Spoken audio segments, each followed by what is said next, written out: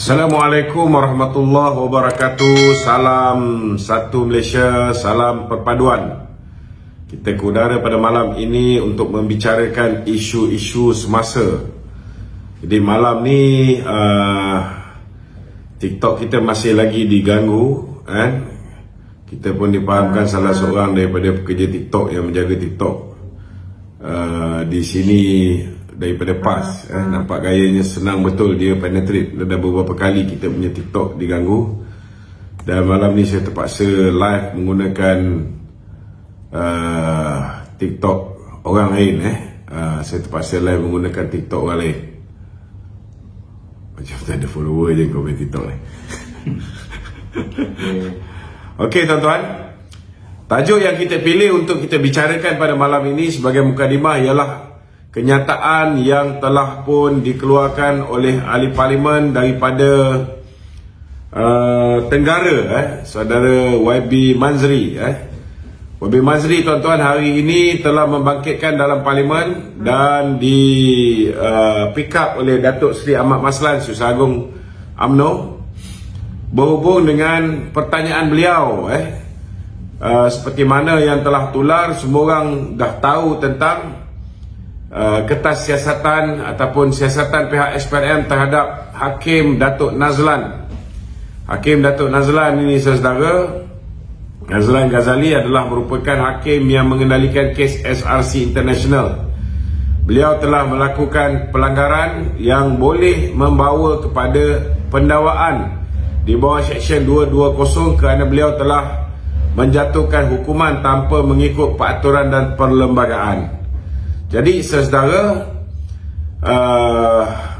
hari ini YB Manzri telah membangkitkan kenapa sehingga hari ini Jabatan Peguam Negara masih lagi tidak mendakwa Hakim Nazlan. Dan seperti mana yang kita sedia maklum, saudara, kami juga di sekretariat yang mengumpulkan semua penyokong-penyokong Datuk Seri Najib Tun Razak, kita telah menghantar satu memorandum kepada Yang Amat Berhormat Perdana Menteri, meminta supaya diteliti dengan sehabis baik kes ini, memandangkan tuan-tuan, Nazlan bukan hanya telah melanggar Seksyen 220 Kanun Kesiksaan, tetapi beliau juga telah melanggar Tata Etika Hakim dengan tidak mengisytiharkan dia punya konflik of interest, di mana beliau berdasarkan penemuan bukti-bukti baru pihak Peguam Datuk Seri Najib adalah merupakan manusia yang telah menjatuhkan hukuman ke atas Datuk Seri Najib dengan mengatakan tindakan Datuk Seri Najib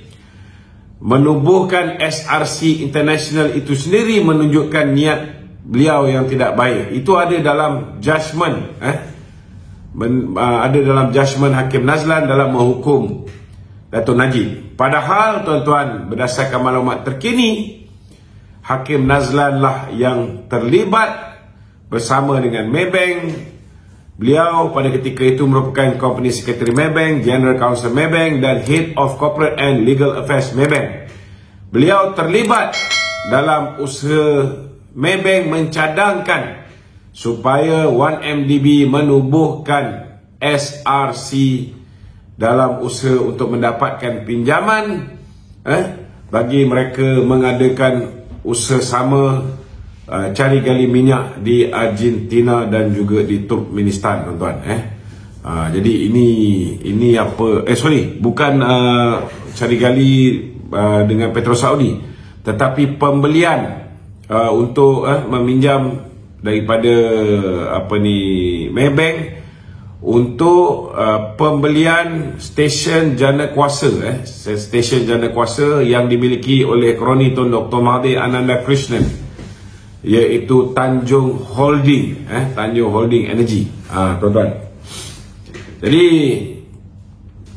Hakim Nazlan sepatutnya recuse himself ataupun menarik diri daripada menghakimi kes itu, dan saya pun nak beritahu daripada maklumat yang saya terima, Hakim Nazlan ini tuan-tuan bukan buat kerja ni sekali, dia pernah juga buat kerja ini ketika beliau di OCBC.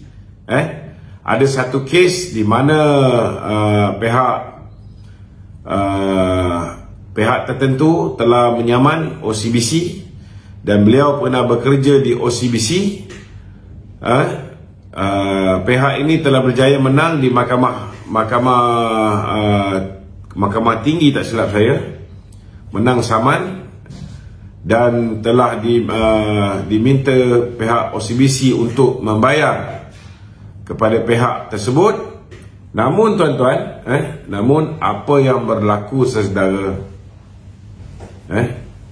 namun apa yang berlaku di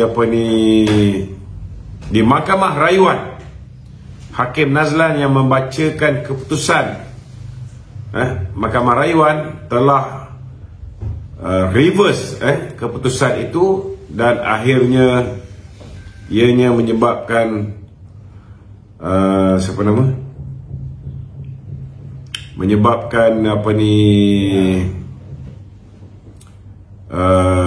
pihak yang dah menang di Mahkamah Tinggi kalah di Mahkamah Rayuan. Pada hakikatnya tuan-tuan, Hakim Nazlan pernah bekerja dengan OCBC dan mempunyai kepentingan, dan sekali lagi gagal untuk mengisytiharkan bahawa beliau mempunyai konflik kepentingan dalam kes tersebut. Ini tuan-tuan nantikan, sikit hari lagi mereka akan membuat laporan polis tuan-tuan. Kau punya ni dah habis dah bateri. Apa dah. Okey. Jadi kita harap dengan apa yang telah dibangkitkan oleh ahli parlimen daripada Tenggara dan juga telah di-pick up oleh Setiausaha Agung UMNO Datuk Seri Ahmad Maslan, kita harap supaya kerajaan dapat memastikan keadilan dapat ditegakkan dan tidak ada lagi sesiapa yang melindungi penjenayah seperti Nazlan ini tuan-tuan. Itu mukadimah saya pada malam ini. Seperti biasa saudara, malam ni kita ada hal sikit lewat malam kejap lagi. Jadi kita buat live awal sikit berbanding biasa. Dan saya buka, sekiranya tuan-tuan ada sebarang persoalan, pertanyaan yang ingin kita kupas, tuan-tuan boleh salurkan di talian WhatsApp 011-3595404. 011-3595404. Nombor ni tuan-tuan boleh simpan, dan setiap kali tuan-tuan ada sebarang persoalan yang nak ditanya kepada saya, tuan-tuan boleh bangkitkan. Okey? Assalamualaikum lah. Belum lagi jangan. Silakan saudara Azman. Ya, Assalamualaikum. Waalaikumsalam. Datuk, warga net pelik Datuk. Ya. Bosku sering update di media sosial, sedangkan bosku di dalam penjara. Boleh komen sikit? Warga net ni pun kadang-kadang boleh tahan dia tak tahu lah. Macam kes saya lah. Kes saya di mana telefon saya telah disiasat, Facebook saya telah disiasat oleh pakar forensik daripada MCMC. Pakar forensik tu pun tak tahu bahawa Facebook dengan Facebook page ni tak sama. Facebook ni individual, Facebook page ni boleh di-manage oleh beberapa orang admin. Sama jugalah Datuk Najib. Mungkin dia salah seorang daripada admin, tapi dia duduk dalam penjara, mana dia ada telefon. Betul tak? Betul. Jadi sudah pasti yang buat kerja-kerja untuk update Facebook dia ini ialah admin dia. Tak salah dari segi sudut undang-undang. Namun Facebook biasa pun mungkin nama saya, tapi kalau type Lokman Adam ni, saya rasa fake account ni punyalah banyak. Jadi tak semestinya ada gambar saya, tak semestinya ada nombor telefon saya. Sebab bila ditanya oleh mahkamah, contohnya lah dalam kes saya merayu supaya keluarga SCP Syariman diberikan pempasan, saksi itu mengatakan bahawa ada iklan di dalam di dalam apa ni ada iklan di dalam Facebook tersebut, di mana kalau nak cari kononnya ada nak jadi cashier boleh hubungi nombor saya. Disebabkan ada nombor saya tertera dalam iklan tersebut, maka ianya dianggap sebagai Facebook saya pengendali. Bila masa pula aku kenali Facebook aku sendiri, kita bukan bodoh, kita dah keluar masuk penjara ni banyak kali.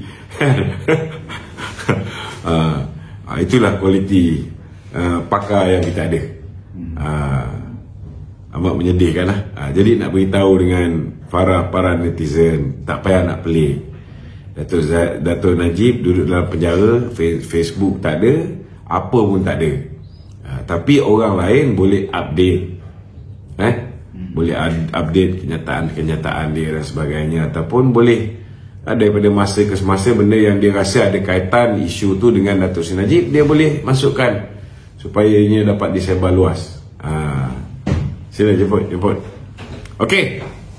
Seterusnya, seorang bekas Menteri Kewangan dipanggil SPRM atas tuduhan menyuruhkan ratusan bilion. Kita pun tahu bahawa apa yang dia nak komen. Kita rasa semua orang tahu perompak penyamun yang paling besar di Malaysia ni ialah Mahathir dan sekutu-sekutu dia. Jadi siapa Menteri Kewangan zaman Mahathir? Kita tak tahulah. Tapi kalau kita pergi Langkawi, jangan lupa bawa balik coklat Daim. Itu je lah. Kita tak tahu siapa kan. Cuma kalau pergi Langkawi, jangan lupa bawa balik coklat Daim. Ada coklat ada coklat nama Daim. Tidak ada kaitan dengan yang masih hidup ataupun yang telah mati. Okey? Tak tolong tekankan apa? Hal gaji minimum pengawal keselamatan. Inilah akibat daripada semasa beli punya bingai ni, kita kena tanggung. Naikkan gaji minimum. Gaji minimum naik dulu kepada 1,200. Yang itu pun bila naik 1,200, kau kena bayar. Contohnya kontraktor-kontraktor yang membekalkan pegawai keselamatan, kerajaan kena bayar pelarasan. Yang itu belum bayar pelarasan, kau naikkan gaji minimum menjadi 1,500. Macam mana kerajaan nak bayar? Ini punca-punca masalah. Dia buat dulu tindakan, kemudian baru dia berfikir. Kau nak naikkan gaji minimum ni, kau kena, kita ada satu jawatan kuasa gaji, kau kena bincang dulu. Ini lepas dia buat pengumuman, kes ni ketua pengarah perkhidmatan awam pula suruh kaji balik. Cuba bayangkan, Perdana Menteri dulu buat pengumuman, ketua pengarah perkhidmatan awam suruh kaji, suruh rujuk pada jawatan kuasa ataupun majlis gaji negara. Macam mana? Ini masalah. Kita baru lepas endemik, baru dalam proses endemik, maknanya baru lepas pandemik, baru buka sektor ekonomi. Baru buka sektor ekonomi, tiba-tiba kau naikkan gaji. Orang ramai dah kena berhenti kerja. Bila kau naikkan gaji, apa jadi? Orang tak mampu, ekonomi belum recover, hutang-hutang bertimbun. Kau bagi moratorium pun berapa kali je. Kau bagi duit KWSP, zaman Muhyiddin mula-mula dulu, dia ikut nasihat kita, dia bagi duit air sinar. Duit tu dah diguna untuk buat modal, lepas tu dia tutup. Lepas tu dia buka balik, dah modal tak ada. Lepas tu sengsara, ada yang pinjam malung dan sebagainya, ada yang bunuh diri, macam-macam. Lepas tu zaman Ismail Sabri buka balik. Alhamdulillah tak tutup sampai sekarang. Tapi still ramai peniaga-peniaga gulung tikar, modal dah tak ada. Itu yang kita minta, supaya bagi air citra pula. Dah bagi air citra, tapi still tak boleh. Macam mana orang baru nak proses recover ni, kau suruh naikkan gaji 1,500. Last kali apa jadi? Kalau dulu ada 10 orang pekerja, terpaksa kurangkan jadi 8. Bukankah ini akhirnya menyebabkan kita punya apa ni, kita punya kadar pengangguran meningkat? Betul tak? The main reason kadar pengangguran di peringkat awal kenaikan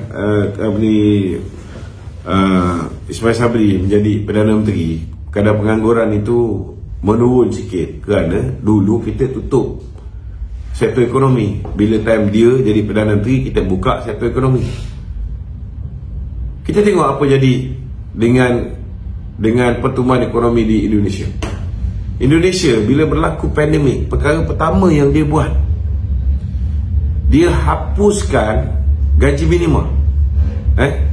Dia hapuskan gaji minimum. Orang karyawan-karyawan dia ataupun pekerja-pekerja dia buat demonstrasi. Berjuta yang turun. Dia tak peduli. Dia tahu dia dalam keadaan kegawatan ekonomi, dia perlu bawa masuk pelabur. So bila pelabur bawa masuk, bila dia hapuskan gaji minimum, so orang tahu bahawa there will be cheap labor dekat Indonesia. So orang pergi ke Indonesia untuk buka kilang Hyundai dia, buka kilang Tesla dia, buka macam-macam. Amazon pun pindah sana. Macam-macam yang dulu dah janji nak buat kat Malaysia, pindah ke sana. Rugi tak rugi kita? Kita hilang foreign direct investment. Dan kemudian kita tengok, adakah dengan menghapuskan gaji minima ini, orang-orang Indonesia dibayar gaji yang ciput?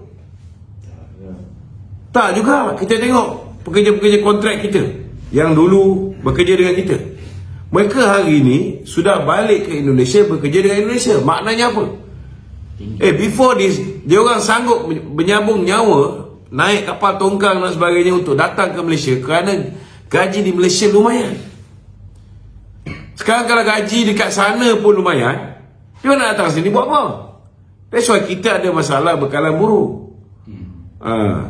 YB Datuk Seri Mat Sabu sebut pasal harga telur naik, pasal pekerja. Betul, memang kita ada masalah pekerjaan. Dan bila Indonesia, pelabur-pelabur semua dah masuk balik, dia orang kalau nak dapatkan pekerja mahir yang berkualiti, they have to pay high salary. Tak ada gaji minimum kat Indonesia. Yang kita sibuk sangat bersama.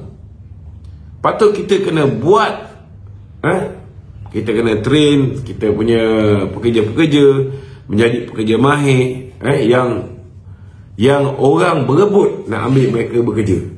And they have to pay whatever price demanded by these workers. Kalau misalnya dia orang ni pekerja mahir, dia ditawarkan gaji kecil, dia ada pilihan untuk kerja dengan syarikat lain. So kita patut wujudkan environment yang kita punya rakyat ni dibayar gaji yang lumayan.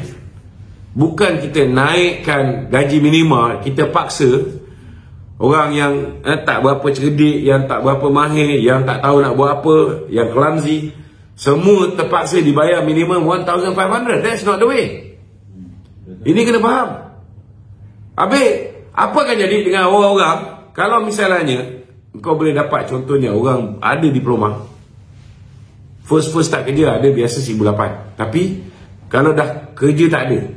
Last kali, antara orang yang SPM pun tak lulus dengan orang yang ada diploma, starting sama gaji 1,500. Kau rasa majikan nak ambil yang mana satu?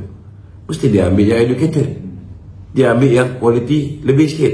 Habis yang kualiti tak bagus, yang difikirkan melalui interview dan sebagainya, dia punya kemampuan tak sehebat macam yang ada experience, ada apa ni. Apa nak jadi dengan dia orang? Semua nak jadi pemecah rumah, semua nak jadi penjenayah, peragut. Ini masalah dulu. Bila kita ada Perdana Menteri yang dia buat dulu, belakang baru dia fikir. Okay, Dato'. Okey. Datuk Seri Tajuddin Rahman kata, jangankan 6 tahun, 6 bulan pun dia tak sanggup tunggu. Biasalah, kalau hati tu dah terpaut dengan PAS ataupun dengan Bersatu, tak payah duk sembang lah. Kalau dah tak nak tunggu tu, silakan. Kita ucap tahniah kepada anak Tan Sri Norma kerana sudah naik pentas Perikatan Nasional. Bagus lah kalau dia dah naik pentas Perikatan Nasional. Macam saya cakap lah, bila orang gantung dia paksa supaya pecat. Sebab apa dia nak kena pecat? Sebab dia nak bertanding Pilihan Raya Negeri Selangor atas tiket Perikatan Nasional. Nampaklah sekarang. Dulu bila kita kata dia ni pengkhianat, tak ada orang yang percaya. Betul tak? Sekarang tengok anak dia pun kita dah tahu lepas ni dia ke mana. It's very easy. Okay, so. MN pula sedia bekerjasama dengan Tun Mahathir. Dan dia pun dah membuat pengumuman. Dia sedia untuk berceramah atas tiket PAS ataupun Bersatu. Takkanlah berceramah je. Dia offer dia sanggup ceramah atas tiket PAS atau Bersatu. Tapi kalau orang nak bagi dia jadi calon, takkan dia tolak. Kau tak percaya, tengok Tanjung Karang ni, salah satu dun mesti Norma bertanding. Okey. Datuk, KWSP dan Kuak telah menjual saham dalam MyEG. Apa komen? Daripada gambaran kasar, saya tak tahu apa judgement yang dia buat. Kalau kita tengok kenyataan yang dikeluarkan oleh YB Antonillo, yang mengatakan bahawa selepas ini kita tak ada rotek, rotek kita dah tak payah tampal dekat ni apa semua sekali. Maknanya salah satu daripada perniagaan, contohnya lah MyEG, MyEG salah satu daripada perniagaan dia menerbitkan rotek. So di situ pun dah nampak sudah pasti, sebab kerajaan jimat beratus juta tu, 96 juta, kerajaan akan jimat 96 juta. So kalau kerajaan jimat 96 juta, maknanya MyEG juga berkemungkinan besar hilang sebahagian daripada bisnes dia di situ. Ini proses kemajuan teknologi ni biasalah. Macam dulu kita kena hire ramai orang untuk kilang-kilang, tetapi bila kilang-kilang tu sudah start mula menggunakan automation ataupun robot dan sebagainya, maka kalau dulu perlu 100 orang pekerja, mungkin selepas ini perlu 10 orang supervisor dan juga pekerja-pekerja teknikal. Dah tak perlu lagi buruh-buruh yang nak kena buat kerja packaging dan sebagainya. Semua boleh dilakukan oleh ni. So industri ni memang dia akan dipanggil berevolusi. Sama jugalah kalau dah ada cara yang mudah, di mana kita tak payah lagi nak tampal rotek. Rotek ni ada dalam telefon. Itu pun ada orang confuse lagi ni. Habis kalau tak ada internet, tak ada bateri apa semua, macam lah pihak polis tu tak tahu. Sekarang ni pun walaupun kau tampal yang palsu pun, pihak polis ke JPJ ke, dia check kat sistem dia, dia type nombor dia, dia tahu rotek ni hidup ke tak hidup. Kalau dalam sistem tu rotek kau dah mati, tapi bertampal tu kau pakai rotek terbang, hidup. Apa polis tak boleh kesan? JPJ tak boleh kesan? Dia orang boleh kesan. Jadi janganlah bagi TikTok bodoh geng Perikatan Nasional ni mengatakan, oh ini menyusahkan rakyat, patut menyenangkan rakyat lah, apa semua sekali. Come on lah, takkanlah agensi kerajaan ni buat kerja bodoh. Takkanlah JPJ ni dia tambah baik sistem dia jadi semakin kaput.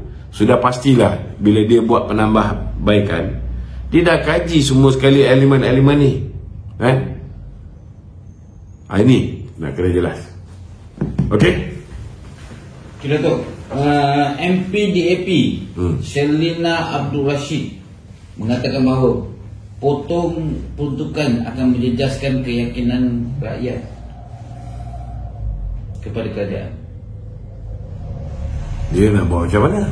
Kalau dulu ni kita ada geng-geng yang boros membelanjakan duit rakyat, sehinggakan kantung negara tu menjadi begitu cetek. Kalau kita tak ada duit, kau nak expect kita belanja juga benda yang kita tak ada. Dia masalahnya bila gaji kita RM5,000, kita belanja kadang-kadang RM6,000. Bila gaji kita naik RM10,000, kadang-kadang kita belanja RM12,000. Ini manusia. Jadi sekarang ni, kalau dulu kita mampu nak bagi 3.8 juta sebab kita ada sumber kewangan yang kuat, sekarang dengan semenjak zaman Mahathir, zaman Muhyiddin, zaman Ismail Sabri ni, kita punya kadar hutang meningkat lebih 2 kali ganda. Contohnya macam zaman Datuk Seri Najib 2017, kadar hutang kita hanya 50.8% berbanding dengan GDP kita, 686.8 bilion.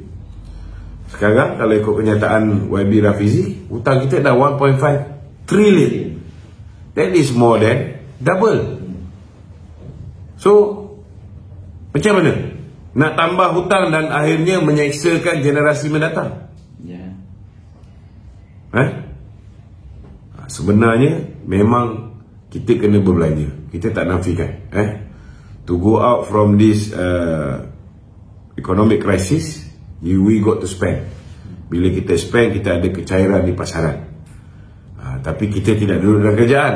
Kita tak tahu apa masalah yang kerajaan hadapi. Kalau kita berada di kursi kerajaan, kita boleh dapat data-data, kita boleh dapat figures-figures yang kerajaan tahu yang kita tak tahu. Mungkin lebih mudah untuk kita fahami masalah kerajaan.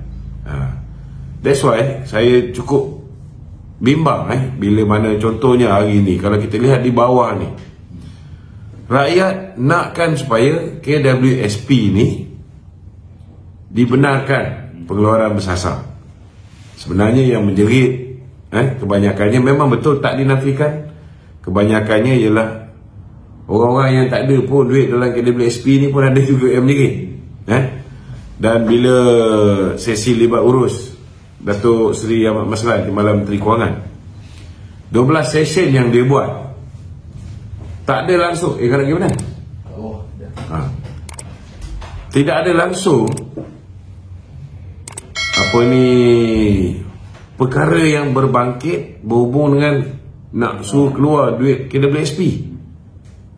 Itu sebab benda ni tidak dimasukkan di dalam bajet 2023. Tapi saya cakap terus terang, di bawah tu groundswell memang isu ini ada. Dan sudah pastilah geng-geng Perikatan Nasional yang nak menjatuhkan kerajaan Datuk Seri Anwar Ibrahim dan Datuk Zahid ni, mereka menggunakan isu KWSP ni untuk menyemai kebencian rakyat terhadap kerajaan sedia ada. Itu kita tidak nafikan. Memang mereka mencari point untuk menjahanamkan kerajaan. Tetapi kita tak boleh nafikan bahawa ramai juga yang terkesan daripada kerja bodoh Muhyiddin ketika zaman lockdown ni. Sampai sekarang orang terasa. Sampai sekarang orang terasa. Tapi bingainya dia orang ni, bila Muhyiddin jolok duit, kau undi juga Perikatan Nasional sampai PN boleh menang 74 kursi.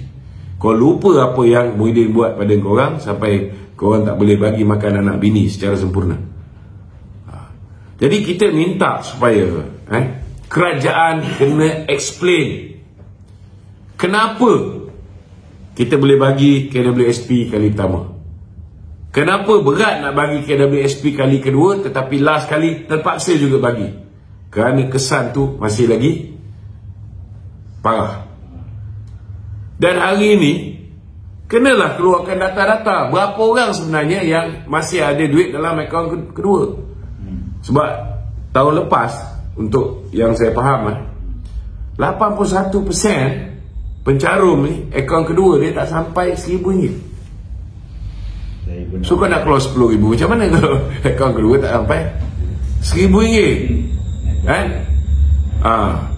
Jadi kerajaan kena explain. Dan saya tahu salah satu sebab kenapa kita sukar untuk membenarkan pengeluaran kali ketiga ini ialah kerana kebanyakan daripada duit-duit yang dicarum itu sudah pastilah duit ini dia akan dapat return of investment dalam bentuk dividen setiap tahun. Jadi kalau nak dapat dividen, dari mana datang dividen ni? Sudah pastilah duit anda yang mencarum tiap-tiap bulan tu masuk dalam akaun KWSP, duit ini dilaburkan. Bila ianya dilaburkan, baru ada pulangan dalam bentuk dividen tiap tahun yang tinggi. Kan? Jadi bila benda tu dah dilaburkan, boleh tak tarik sesuka hati? Tak boleh. But this thing needs to be explained. Orang nak tahu. Perlu diperjelaskan. Baik, bila orang tahu, okey, hari ni kena faham, kita tidak ada pilihan. Sesiapa saja yang masuk duit carum ke dalam KWSP, mereka tak boleh keluarkan duit mereka di akaun kedua sehingga berusia 50 tahun. Akaun pertama sehingga berusia 60 tahun.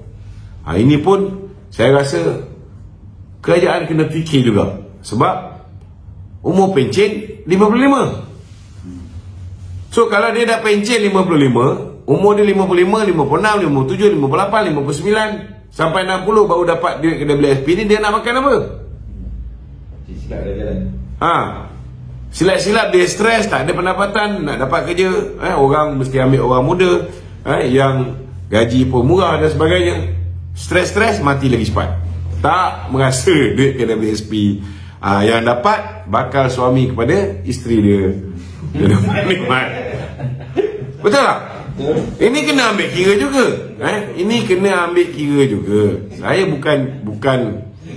bukan nak menghasut. Saya minta kerajaan explain benda ni. Kalau KWSP dia lebih faham. Kalau KWSP explain, kalau gaji kalau kita simpan duit, gaji kita dipotong tiap bulan, masuk dalam carum duit KWSP, duit tu dah dilaburkan. Contohnya beli saham Plus contohnya. Time beli mungkin RM1. Tapi kalau benda tu belum matang lagi, benda tu kita punya ekonomi tak berapa bagus, indeks bursa saham Kuala Lumpur menjunam, harga saham tu pun menjunam. Kalau kita tiba-tiba ramai orang, kalau semua orang keluar macam itu hari, 40 bilion tau. 40 bilion, bukan kecil anak punya duit ni, 40 bilion. So, berapa banyak yang terpaksa KWSP liquidate? Macam hari pun saham MyEG pun dah dikeluarkan. Betul tak? So, kalaulah misalnya dia lambat keluarkan duit dekat MyEG ni, jahanam. Sebab bila Anthony Loke dah umum apa yang nak dilaksanakan oleh JPJ, orang dah tahu MyEG hilang saham. So bila kau jual selepas berita ni keluar, kau dapat good price ke bad price? Kau akan dapat bad price. Sebab MyEG sudah kehilangan satu bisnes, baru kita jual saham tu. Jadi orang yang nak keluar duit KWSP ni, kalau dia faham, dia difahamkan oleh KWSP, ataupun mungkin ada Stratcom kerajaan memperjelaskan kenapa kita tak boleh suka-suka liquidate saham kita. Kalau kita liquidate sekarang, kita dulu beli RM1, sekarang kalau jual mungkin dapat 40 sen, mungkin dapat 60 sen. Kalau dapat 60 sen, siapa nak tanggung 40 sen yang hilang? Bukan setakat dividen kau hilang, kau punya pokok punya pelaburan pun hilang. So takkan semua KWSP nak kena tanggung? Betul. Tapi tak boleh lagi cakap tu. Jadi mungkin kerajaan kena fikirkan salah satu solution untuk menangani masalah pencarum yang fikir duit dia kat dalam tu disimpan, tak dilaburkan. Maka dah tiba masanya kerajaan mungkin kena ada dua konsep tabungan. Satu konsep tabungan, duit tu boleh dikeluarkan bila-bila masa, di saat kecemasan. Mesti jugalah ada detail apa bentuk kecemasan, maka akan ada pasukan yang menyiasat dan sebagainya. Barulah orang tu boleh keluarkan earlier than sebelum dia umur 60 tahun. Yang ini mungkin boleh disimpan di FD biasa. Mungkin 2-3% saja dia punya dividen. Tetapi kalau ada yang memilih tak nak keluarkan sebelum usia 60 tahun, dia pilih tabung sedia ada. Dia pilih tabung sedia ada ni, maka dia kena terima hakikat dia tidak boleh keluar duit dia sesuka hati. So dah memandangkan rakyat ni dah diajar bila terdesak dia gunakan simpanan hari tua, maka wujudkan dua jenis tabung. Satu, KWSP terima caruman, boleh simpan dekat FD biasa. Satu lagi, dia boleh invest beli saham. Bila invest beli saham, tak boleh simply jual. Sebab bila jual, ada kalanya ketika itu harga saham tu lebih teruk daripada harga pokok yang dia beli dulu. So, duit pencarum yang akan jahanam. Mungkin kena wujudkan benda ni, tapi kena start over from scratch lah. Janganlah tiba-tiba kau baru pilih kaedah yang kedua ni, kau expect dalam tabung tu dah banyak. Kau kena start mula daripada mula lah tabung. Kau tak boleh kacau the existing punya tabung yang sudah dilaburkan dalam apa ni, dalam tabungan yang KWSP mungkin invest di luar negara dan sebagainya. Ini kena jelas. Tu, bukankah dia orang dah keluarkan yang pertama, yang kedua dan ni yang ketiga? Maknanya yang ketiga ni hanya orang-orang yang banyak duit dalam akaun KWSP saja yang layak untuk keluarkan sampai 10,000. Orang-orang biasa-biasa yang pendapatan dia, yang simpanan dia tak banyak, dah habis dah. Memang less daripada 1,000. Betul lah. Memang dah habis. Yang nak keluarkan duit dia ni, biasanya yang betul-betul nak keluarkan duit dia ni ialah orang yang masih ada baki di dalam tabung. Yang kedua. Tetapi ada juga rungutan-rungutan yang kita terima. Mereka minta supaya untuk tabungan pertama tu dapat dikeluarkan dalam 20 hingga 30%. Tapi memang akan teruklah KWSP. So mungkin KWSP juga dah explain benda ni, boleh juga mempertimbangkan membenarkan pengeluaran dengan syarat. Kalaulah dia masuk melabur tu, nilai saham tu RM1, dan kalau keluar dalam keadaan sekarang mengejut, nilai saham tu jatuh, pencarum kena terima hakikat bahawa bila dia nak withdraw, dia ada simpanan 10,000. Bila dia nak withdraw sekarang, dia tak boleh dapat 10,000. Mungkin dia dapat 3,000 saja. So bagi pilihan tu. Kalau kau nak sangat keluar, okay, pilih. Kau sanggup tak? Hanya ada 3,000. Mestilah tak sanggup. Rugi. Betul tak? Dia tak tahu selama hari ni segala apa yang diinvest ataupun dicarumkan di dalam KWSP, KWSP ni ada pelaburan ni untung, ada pelaburan ni kadang-kadang tak menjadi. Tetapi last kali belum pernah dia orang ni rugi. Belum pernah. Kena ingat tiap-tiap tahun tetap ada dividen. Maknanya pencarum tak pernah rugi. So siapa yang tanggung tu? Kerajaan. Bukan kerajaan tanggung. Dia ada investment, dia dapat tinggi. Ada investment, dia dapat yield dia rendah. Dia prorated. Dia apa ni? Dia puratakan. Tapi still okay, maknanya still ada keuntungan.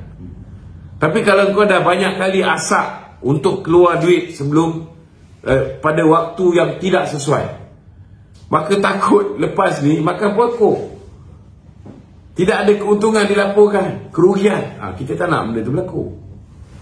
Faham tak?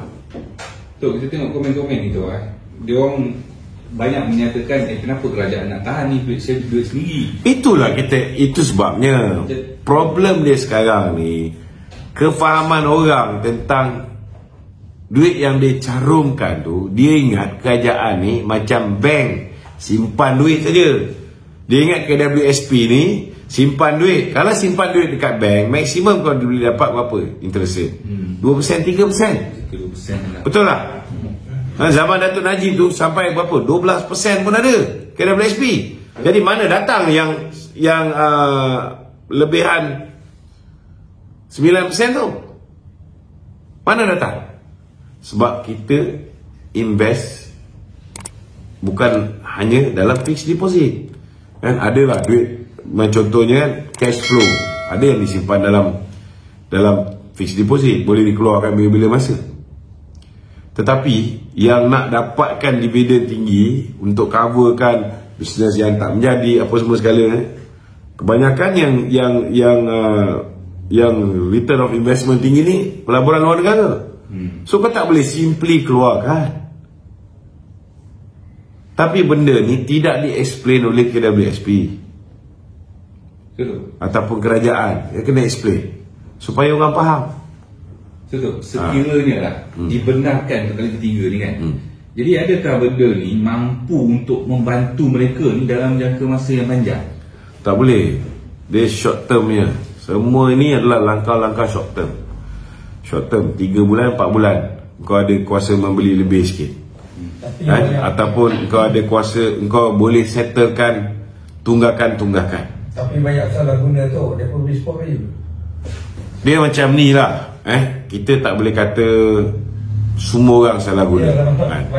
Jadi kalau misalnya, itu sebab kali ni kalau nak bagi pun tak boleh secara blanket ataupun secara pukal semua orang dapat. Tak boleh. Dia kena secara bersasar. Kalau dia kata bersasar, tapi orang yang nak keluarkan ni kena tunjuk bukti. Contohnya bukti dia, okey, ini akaun sekian, saya ada tunggakan kereta 3 bulan tak bayar, saya ada tunggakan rumah sekian banyak, saya ada hutang kredit kad sekian banyak. Tengok ni bukan susah sangat. Bila KWSP ni dia boleh check dengan sitos, dengan apa ni, bank negara, areas. Kalau pergi kat bank negara pun bayar RM10 boleh dapat semua sekali print out tu.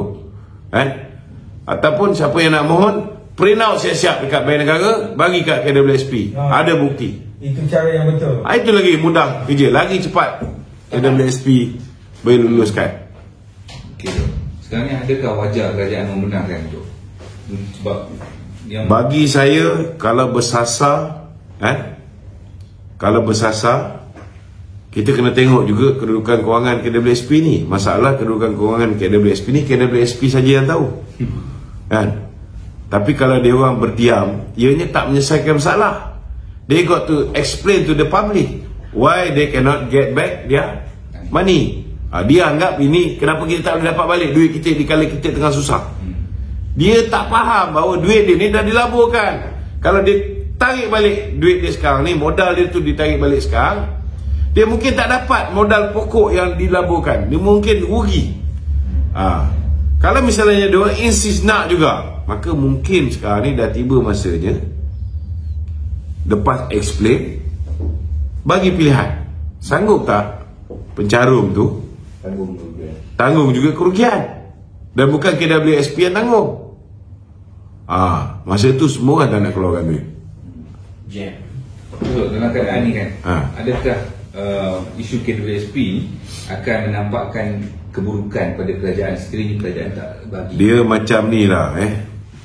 Zaman internet ni, zaman social media ni, siapa pun jadi kerajaan memang tak boleh handle fitnah yang bertaburan. Tak puaskan hati orang. Tak boleh, memang tak boleh. So the best way explain. If you don't explain, maknanya you tak ada perancangan untuk berjaya langsung. You plan to fail. At least explain. Ada separuh terima, ada separuh tak terima, ada separuh lagi dia confused. Tapi lebih baiklah kau terangkan, kurang-kurangnya orang faham. Tapi kalau kau tak terangkan, orang takkan faham. Dan orang kata kau simpan duit dia orang. Kau tak nak benarkan dia orang ni pakai duit dia orang sendiri sekarang, sedangkan dia orang dah nak mampus lah ni. Itu ayat dia kan. Duit aku sendiri pun tak boleh. Kau tengok seko-seko buat live nanti. Mampus nak jawab. So terangkan. Okay, sekarang macam ni. Pelaburan dah masuk macam ni. Dulu kita masuk RM1. Kalau kau keluarkan duit sekarang, tinggal RM40. RM60 ni sanggup tak tanggung? Mengelumpur dia orang. Semua tak nak. Tak apalah, simpanlah duit dulu tu. Pinjam tempat lain pun interest berapa persen. Betul tak? Daripada rugi. Dia serupa macam JPJ tu. Macam JPJ tu kita pergi Turki baru ni kan, dia orang check nombor plate semua, lesen semua. Ya. Dan dia orang pun kita dah ada integrasi tu dah lama dah. Dah lama. Cuma sekarang ni memudahkan, tak payah bawa 5 tahun lepas kita bukan nak buat untuk budak sekolah. Kita nak buat, tapi kan kita bertukar kerajaan. Jadi stop. Kau pada ni. Okey. Begitu. Tadi dalam parlimen tadi PM cakap kerajaan tak ada hasrat untuk kembalikan GST tu. So tak ada hasrat. Tak ada hasrat. Untuk kembalikan tukar nama. Tak ada hasrat. Maksudnya dalam masa ni dia tak akan nak kembalikan GST lah. Dalam masa ni lah. Kau keluar ayat tu kena betul tau. Kau tak boleh main-main tembak ni. Jangan main-main. Ni negara punya hal. Dia memang tak ada tak ada perancangan untuk kembalikan GST perlu dikembalikan, but not now. That is my opinion. GST perlu dikembalikan. Aku rasa kau tengok balik, check balik kenyataan PM. I don't think so. Dia ada satu lagi GST kalau luar negara panggil sama. VAT sama je, value added tax dengan GST. Dia panggil VAT. Tak hasillah, sama je tu. Prinsip dia sama. Ramah dengan ni lah. Okey. Satu soalan Nas. Tuan Faisal mengatakan bahawa kita biarkan dulu adik-adik UMNO selesaikan pemilihan UMNO.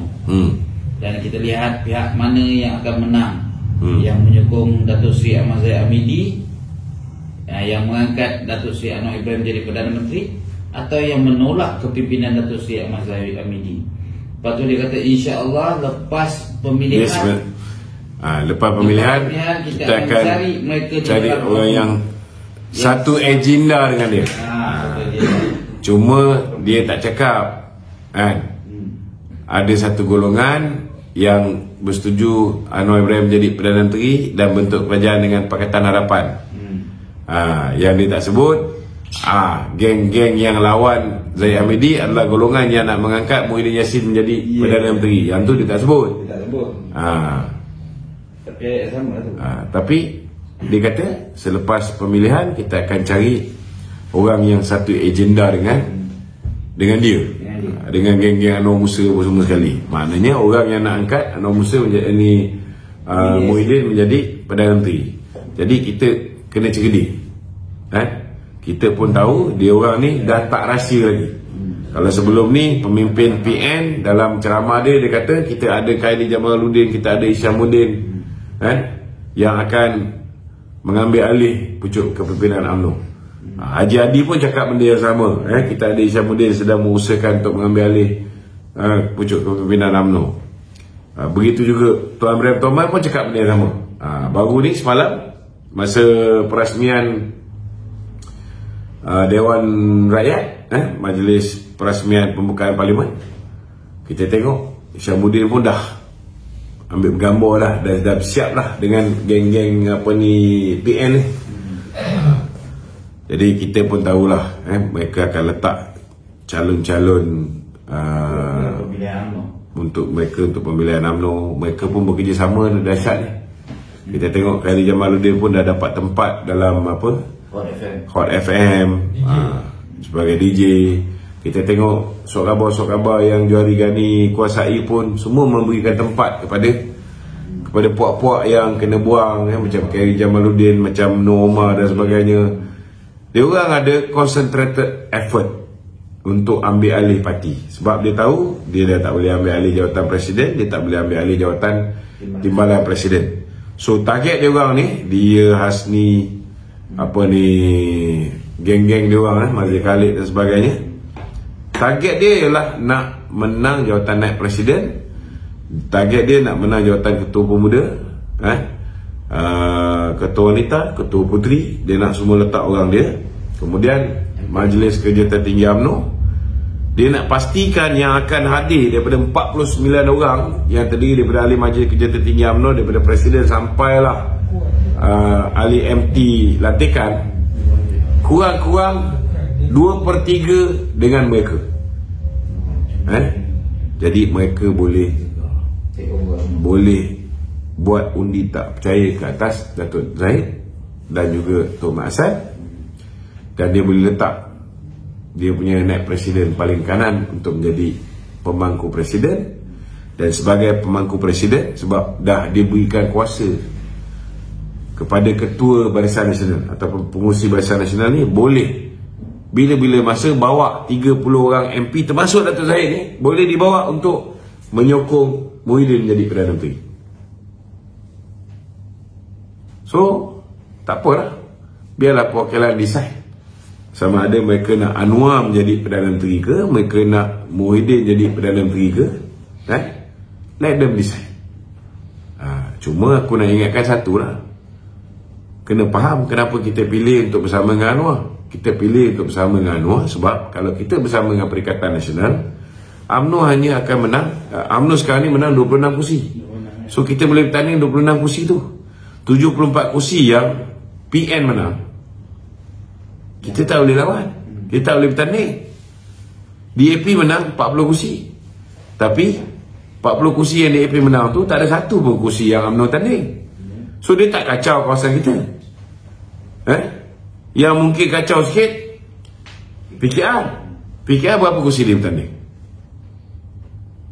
yang dia menang sekarang? Ada lebih kurang 30 juga, lebih kurang sama dengan kita, betul tak? Jadi kita ada 74 kursi tu, kita boleh dapat, kita boleh bertanding lagi. So kalau kita bertanding atas tiket kerjasama dengan Perikatan Nasional, maknanya UMNO akan bertanding 26 kursi, mungkin PKR dapat 18 kursi kawasan Melayu.